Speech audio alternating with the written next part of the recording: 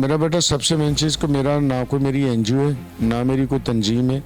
मेरी तंजीम सिर्फ पाकिस्तान के लोग हैं और इस 25 करोड़ को मैं ही अपनी सारी तंजीम समझता हूँ। इंसान की असल बात। तो यूसुफ भाई आपके फ्रेंड फॉलोइंग बहुत है माशाल्लाह, इस कोरंगी में क्या, इस कराची में माशाल्लाह अच्छी है। तो आप कभी भी आज़ाद उम्मीदवार की हैसियत से कभी इलेक्शन भी नहीं लड़े, क्या वजह थी? नहीं यार, मैं असल में इसलिए इलेक्शन नहीं, मेरा सियासत मसला नहीं है मेरा। अगर मेरा सियासत मसला होता तो मैं सिवाय इंतशार के 2014 में मेरा मुल्क यूँ तरक्कियों की तरफ जा रहा था, सबको पता है। जो मुल्क यूँ जा रहा था वो मुल्क नीचे आना शुरू हुआ। तो सर ये मुल्क मेरा है, ये 25 करोड़ आवाम का है, अमीर गरीब सबका। ये किसी फ़र्द वाहिद का तो ना। ये मुल्क अंग्रेज़ की गुलामियों से आज़ाद हुआ था, लेकिन अब किसकी गुलामियों में, वो भी आप हमारे व्यूवर्स को बताएं। वो मैंने आपको बता दिया कि गुलामी हमारी सबसे बड़ी मेन चीज़ अमन। पाकिस्तान को आज़ाद हुए हुए 78 लगभग हो गया है। तो आप मतलब कितने टाइम से आप ये जश्न आज़ादी मना रहे हैं बिल्कुल जोशो खरोश से, और देखते हैं कि पूरी कोरंगी की, पूरे कराची की आवाम, और आपने माशाल्लाह इस साल नगमा भी दिया है पाकिस्तान को। तो आप इस बारे में क्या कहना चाहते हैं आप?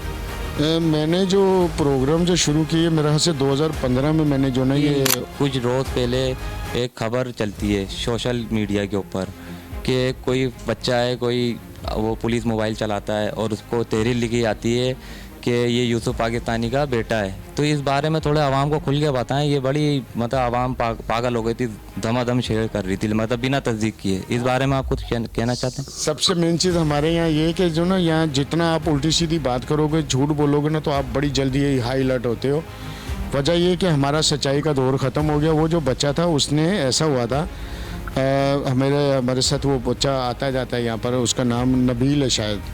तो उसने अपने किसी दोस्त को जो ना वो दावत दी थी कि यार आप आएँ मेरे ऑफ़िस के अंदर। मुझे उसने पहले पूछा कि यूसुफ भाई मैं अपनी सालगिरह मेरी तो मैं आपके ऑफ़िस में मना सकता हूँ। मैंने कहा बेटा बिस्मिल्लाह, मेरा ऑफ़िस तो सबके लिए, कोई नो टेंशन।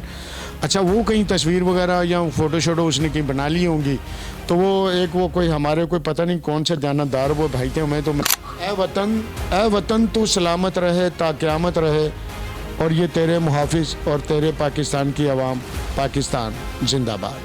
जी ख़वातीन और हज़रात, आप लोग ने थंबनेल से तो देख लिया होगा कि आज हम किस शख्सियत से मुलाकात के लिए यहाँ पे आए हैं। और 4 अगस्त भी है, 14 अगस्त भी है, ये दोनों दिन बड़े अहम हैं। और जो शख्सियत यहाँ पे मौजूद है, आप लोग उनको देख भी रहे होंगे। ये वो शख्सियत है जिसने पाकिस्तान का नाम अपने पास से और अपने वजूद से कभी भी मिटाया नहीं। इस बंदे ने, इस शख्स ने अपना नाम यूसुफ पाकिस्तानी इस तरीके से लोगों के सामने मुतासिर करवाया है कि जानते हैं इनसे कि यूसुफ पाकिस्तानी इनका नाम कैसा है। अस्सलाम वालेकुम यूसुफ भाई। वालेकुम अस्सलाम। सबसे पहले तो बेटा आपका शुक्रिया, आप आए हो इतनी मोहब्बतों के साथ। और पाकिस्तानी मेरा नाम कैसे पड़ा ये मैंने नहीं रखा, ये फ़िक्र पाकिस्तानी था एक, और वो कौम के नाम के सदक़े देना शुरू किए थे उसने एक बकरे से पाकिस्तान की सलामती के लिए। तो जब लोगों को पता चला कि ये यूसुफ पाकिस्तानी जो ना हमारे बच्चों को और हमारी कौम को और पाकिस्तान का सदक़े देता है, तो लोगों ने जो ना मुझे जो ना बोलना शुरू कर दिया यूसुफ पाकिस्तानी। वैसे तो अल्हम्दुलिल्लाह हम सभी पाकिस्तानी हैं, लेकिन मुझे जो नाम मिला ना वो इस वजह से मिला। यूसुफ भाई, ये हम तो देख रहे हैं, लेकिन ये आवाम भी देखती है कि आपने जो पाकिस्तानी अल्फाज, मतलब पाकिस्तानी एक बहुत कीमती नाम है, आपने उस नाम को जोड़ लिया। मतलब पाकिस्तान का मतलब है ला इलाहा इल्लल्लाह। तो आप इसी नुक्ते पे हमेशा आप काम करते हुए नज़र आ रहे हैं कि कोई भी आज तक सदका नहीं देता किसी इदारों का, किसी फलाही तंजीमों का, किसी शख्स का, लेकिन आप एक पहले हैं जो आप सदका देते हैं। क्यों देते हैं, कोई वजह है?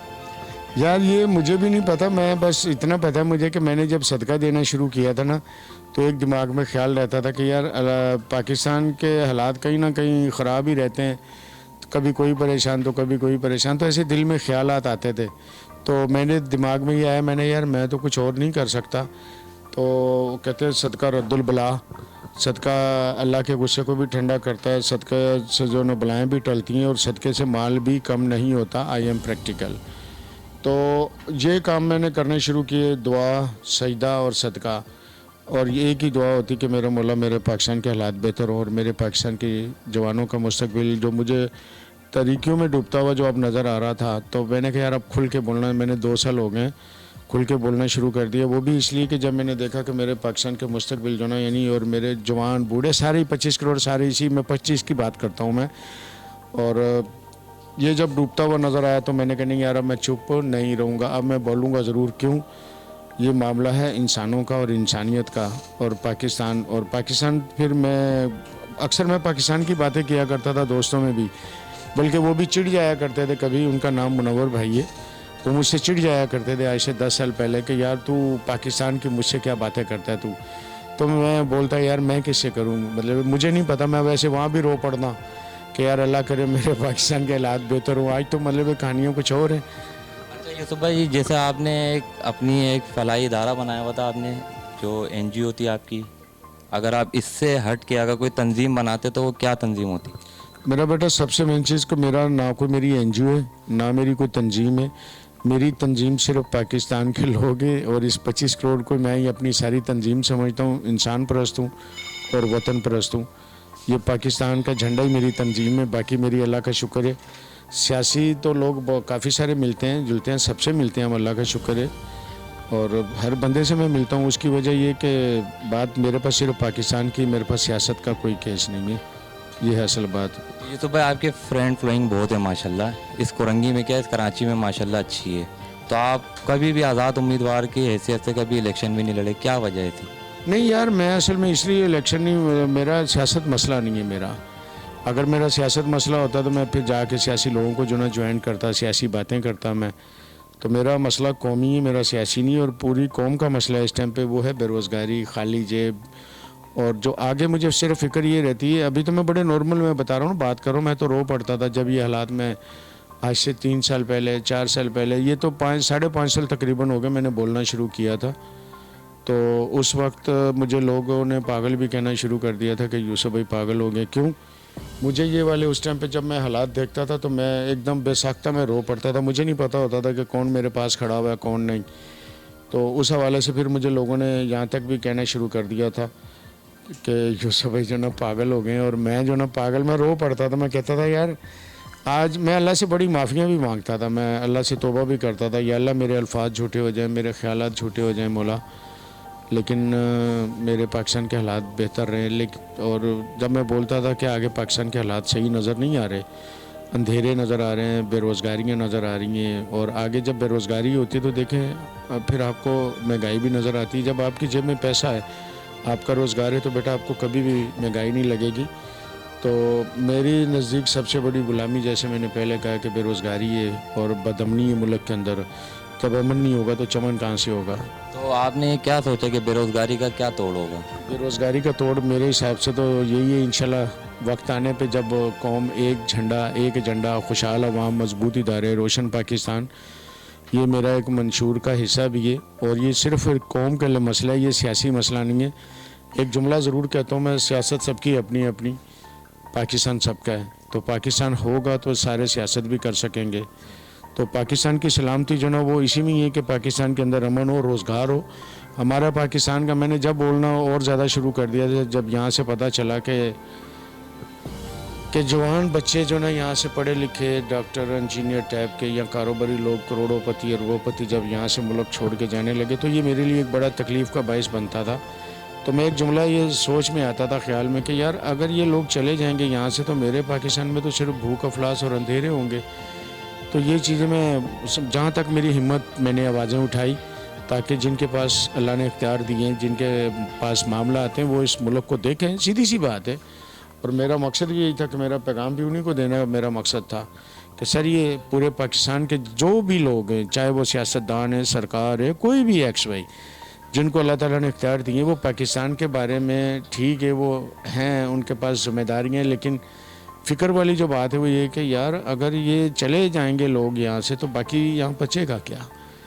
फिर यूसुफ भाई, आपने अभी इमरान खान की, जब मैं घुसा था कमरे में, इमरान खान की कोई बात बोली थी कि इनने एक नारा लगाया हुआ था, वो हमारे व्यूवर देख रहे हैं, कुछ लोग ऐसे हैं जो इमरान खान का साथ नहीं छोड़ ले, उनको कोई 2 पैगाम दे दें।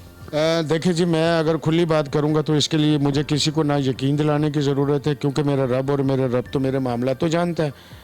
मेरे घर में अल्हम्दुलिल्लाह ये असूल है कि मेरी बेगम अल्हम्दुलिल्लाह, मेरे बच्चे मेरे लिए, मैं उनके लिए कभी भी ऐसी हरकतें नहीं करते कि हम दूसरे को नुकसान पहुँचाएँ। और मेरे बच्चे मेरे लिए झूठ बोले कि एक, अब उनको पता है कि बाप हमारा झूठा है, लेकिन उस वो बाप को जो ना डिफेंड अल्हम्दुलिल्लाह मेरे घर में मुझे कोई भी नहीं करेगा। और ना ही मैं अपने बच्चों को करूँगा। उसकी एक वजह मेन, कब्र सबकी अपनी अपनी है। मेरी बेगम ने अपनी कब्र में जाना है, लीडरों ने अपनी कब्रों में जाना है, कौम ने अपनी कब्रों में जाना है। तो मैं अपने ऊपर गुनाह ऐसे क्यों लूँ कि मैं बोलूँ कि ये मेरे फलान, वो जो आपने इमरान खान साहब की बात की है, तो उनका एक नारा था नया पाकिस्तान। तो उस टाइम पे सबके दिलों दिमागों में शायद रोशनियाँ थी और तब्दीली आप लोगों ने तो खुद देखी। अगर मैं यहाँ गलत हूँ कि मेरे मुल्क को क्या मिला, मेरी सियासी लड़ाई तो है नहीं है। मुझे सिर्फ इतना पता है कि मेरे पाकिस्तान के जवान को क्या मिला। इस तब्दीली ने पाकिस्तान को रोशनियाँ दी, अमन दिया, चमन दिया। तो मेरा दोनों हाथों से मैं सलाम है मेरा। अगर मेरे मुल्क में बदअमनी आई है, बेरोज़गारी आई है, टेंशनें बढ़ी हैं, तो सर मैं इंशाल्लाह ताला ऐसी तब्दीली को नहीं मानता। और जो मानते हैं, मैं सिर्फ इतना उनसे कहूँगा कि कब्र सबकी अपनी अपनी, पाकिस्तान भी सबका है और सियासत भी सबकी अपनी अपनी। इतना जो इंतशारी आदमी जिसने मुल्क में सिवाय इंतशार के 2014 में मेरा मुल्क यूँ तरक्कियों की तरफ जा रहा था, सबको पता है। जो मुल्क यूँ जा रहा था वो मुल्क नीचे आना शुरू हुआ। तो सर ये मुल्क मेरा है, ये 25 करोड़ आवाम का, अमीर गरीब सबका। ये किसी फ़र्द वाहिद का तो ना ये मुल्क था ना है, ये 25 करोड़ का ये। अगर बात आती है फ़िक्र वाली, तो हमने जब देखना शुरू किया कि यार मुल्क के लिए बोला क्या गया था, रियासत मदीना में क्या गाली गलौच होती है या अमन होता था वहाँ पर? क्या मेरे पाकिस्तान को एक रियासत मदीना का नाम लेके, ला इलाहा इल्लल्लाह का नाम लेके, ला इलाहा इल्लल्लाह मोहम्मद रसूलुल्लाह पूरा पाकिस्तान है, तो दीन का नाम भी बीच में इस्तेमाल करके बातें में ज़ाहिर सामने अगर हो ना, तो हों भी सामने जो जिनके पीछे दुनिया चलती है, तो बात करने का जब मज़ा आएगा।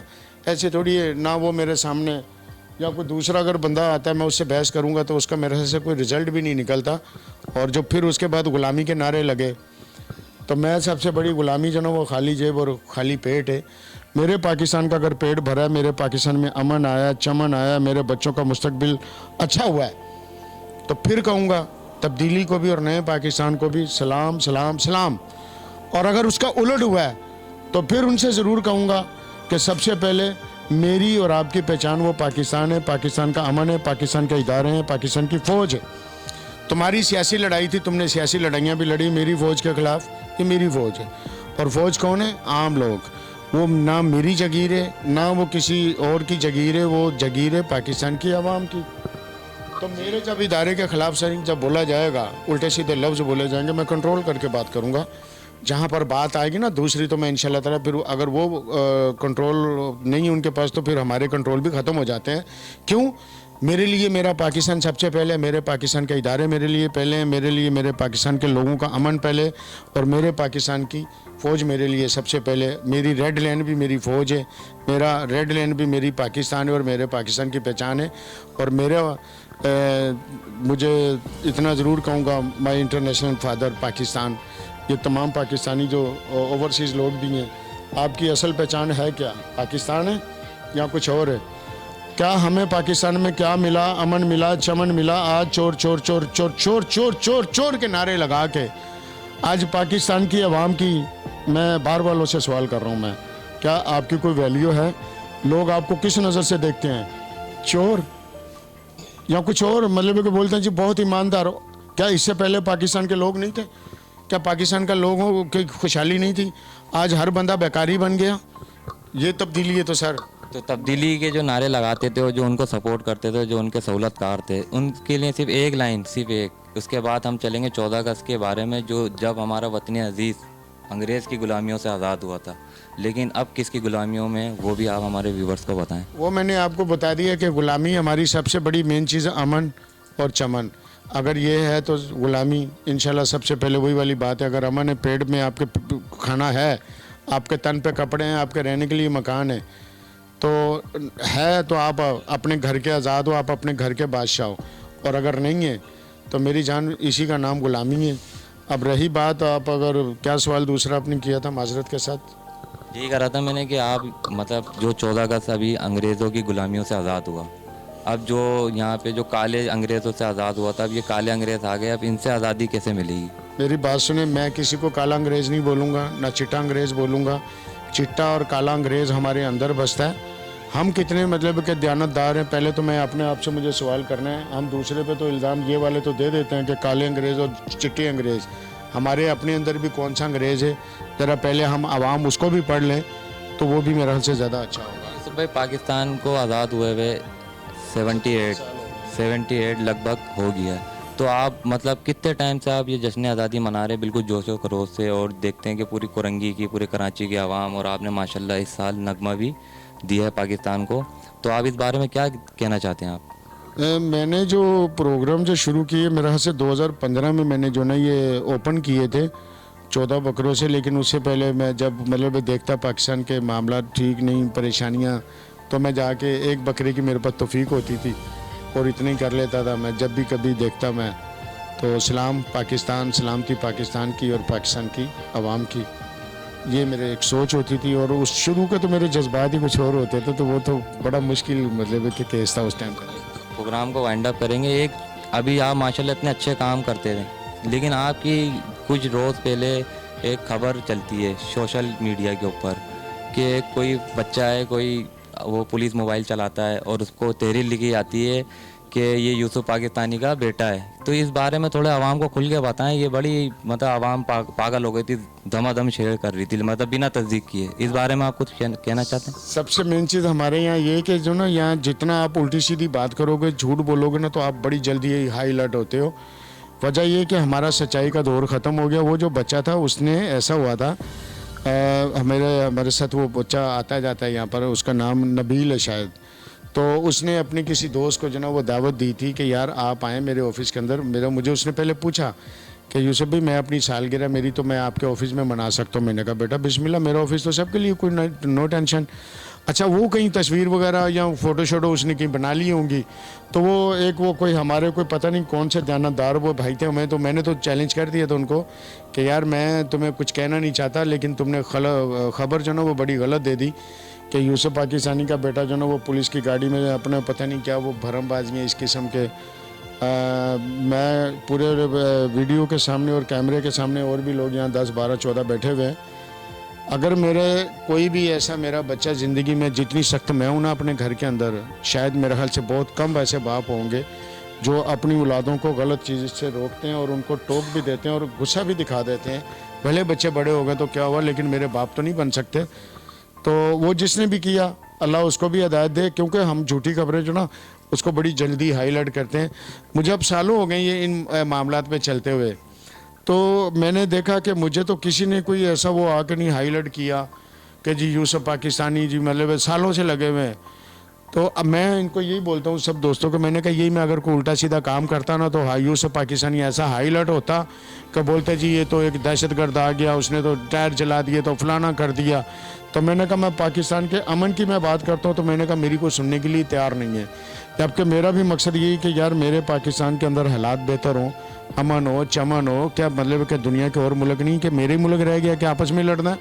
अपने इदारों को मतलब कि सिर्फ इतना कहूँगा कि जो किसी के घर में आग लगाते हैं ना, आप खुद बोल दें उसको लोग क्या कहते हैं, सादा करमीन कहते हैं या कुछ और कहते हैं, बाकी आप खुद समझदार हैं।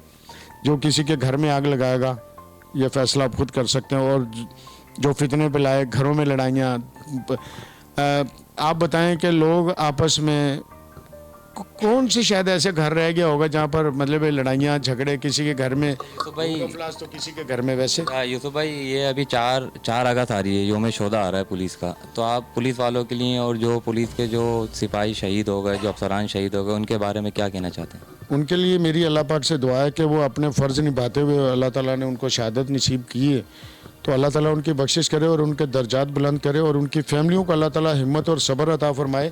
क्योंकि असल दर्द उसको होता है जिसके घर का फ़र्द जाता है, बाकी तो सच्ची बात है, अल्फाज होते हैं। और जो अपने मुल्क पे हमारे यहाँ वही कि इसकी ये वाली बुरी हरकत है, इसकी ये वाली बुरी हरकत है, जब वो जाके ख़तरनाक जगहों पे जाके वो लड़ते हैं और अपनी जानें भी उनके साथ होती हैं, तो क्या वो किसी के माई बाप बच्चे नहीं होते? तो इसलिए अल्हम्दुलिल्लाह मैं अगर पूरे पाकिस्तान या अगर अमीर गरीब का सदका देता हूँ तो मैं अपने इदारों का भी सदका देता हूँ, मैं अपनी पुलिस का सदका देता हूँ, क्योंकि मेरे पाकिस्तान के अल्लाह इनकी भी सलामती दे। मैं अपने फ़ौज का सदका देता हूँ, अल्लाह इनकी भी सलामती दे। मेरे पाकिस्तान के बच्चों को अल्लाह सलामती दे। क्यों? ये पाकिस्तान के बच्चे सलामत हैं तो ये मेरा गुलशन जो ना बड़ा अच्छा लगेगा जिसका नाम पाकिस्तान है। चाहे उसमें कोई महाजिर है, कोई सिंधी है, कोई बलोच है, कोई सराइकी है, कोई पंजाबी है, कोई उसमें कश्मीरी है, कोई पठान है और दीगर कौमें। ये जब सारे मिलते हैं तो फिर मेरे ख्याल से ये गुलदस्ता बनता है खूबसूरत सा पाकिस्तान। यही चाहता हूँ, अमन तो सब चाहते हैं, तो एक ही मकसद है, नेक मकसद है कि अल्लाह मेरे पाकिस्तान को अपने पाँव पे खड़ा करे। जो हम ख्यालों और ख्वाबों में देखते हैं, अल्लाह हमें कोई वो सरबराह दे या कोई ऐसा अल्लाह मुआवजा कर दे कि मेरे पाकिस्तान के अंदर हालात बेहतर हों। और बाकी रही मेरी, तो मैं एक छोटा सा, आज मैं पहली दफ़ा शायद ये बताने लगा हूँ, मैं यहाँ पहले भी बोल चुका, मुझे सही याद नहीं आ रहा। मेरी अपनी एक सोच है इनकलाब की। अगर बातें करते हैं तो मैं कहता हूँ इनकलाब दो किस्म के हैं, एक खूनी इनकलाब है, एक अमन का इनकलाब है। और फैसला आवाम का कि लड़ाई झगड़े से क्या इनकलाब आते हैं या अमन से इनकलाब चाहिए। अगर अमन का इनकलाब चाहिए तो यूसुफ पाकिस्तानी हाजिर है। फ़िक्र इंसानियत, फ़िक्र Pakistan. I am master Mohammad Yusuf, अंगूठा छाप। इसलिए डिग्री नहीं, फ़िक्र रखता हूँ अपने मुल्क और कौम की। जैसे मेरे बच्चे, जैसे मेरी रूह, जैसे मेरा जिस्म, ऐसी मेरे पाकिस्तान के तमाम इंसानों का रंग और नस्ल कुछ। ख़वातीन व हज़रात, आपने देखा कि यूसुफ भाई ने कितनी अच्छी बातें बोली और इन्होंने सारी जो चीज़ों से पर्दा था वो सब हटाया भी इन्होंने। और आप यूसुफ पाकिस्तानी को इसी तरीके से आप सपोर्ट करें और हमारे चैनल को लाइक करें, सब्सक्राइब करें, बेल आइकन दबाना ना भूलें। अल्लाह हाफिज़। एक छोटा सा चल ही रहा है, तो छोटा सा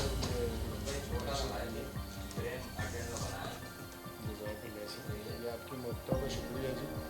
यानी आपने तो बिल्कुल बाद में जब ये काम पढ़ाई यहाँ से जो ना ये ए वतन तू सलामत रहे, ए वतन तू सलामत रहे ता क़यामत रहे।